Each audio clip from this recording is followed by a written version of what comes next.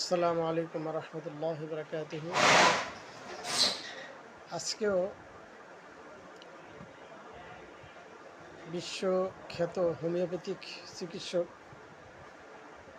Doctor জে.টি. কেন্টের একটি উক্তি দিয়ে শুরু করছি। হোমিওপ্যাথির পরাজয় পৃথিবীর নিকৃষ্টতম পরাজয়। ডাক্তার জে.টি. কেন্ট। আসলে হোমিওপ্যাথি কখনোই পরাজয় বরণ করে না। পরাজয় হয় হোমিওপ্যাথিক চিকিৎসকদের। এর মধ্যে কতগুলো অবশ্যই কারণ আছে। এই কারণগুলো হচ্ছে যে সব হোমিওপ্যাথিক চিকিৎসকই যথাযথ জ্ঞান অর্জনের মাধ্যমে হোমিওপ্যাথি চিকিৎসা পেশাটাকে শুরু করেন না। দ্বিতীয়ত, শুধু জ্ঞান থাকলেই হয় না, অভিজ্ঞতার মিশেল থাকতে হয়।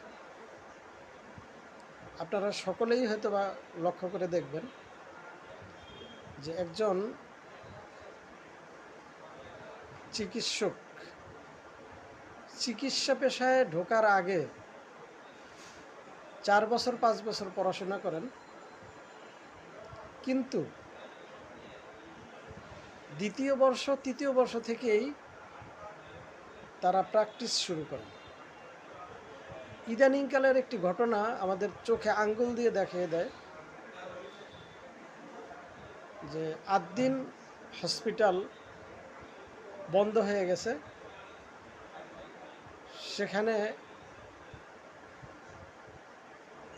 কয়েকশো শিক্ষার্থী যারা ইন্টার্নশিপ করছিল, যদি তারা ইন্টার্নশিপ শেষ করতে না পারেন, তাইলে তাদের ওই পেশার কোনো দাম নাই, ওই পড়াশোনার কোনো দাম নাই, তাদের জীবনটাই তাদের ওই সার্টিফিকেটের কোনো দাম নাই, তাদের জীবনটা অনেকটা বৃথায় পর্যবেসিত হবে।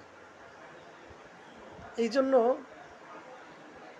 পড়াশোনার সাথে সাথে বাস্তব অভিজ্ঞতা গ্রহণ একটা বড় ফ্যাক্টর, বড় একটা বিষয়।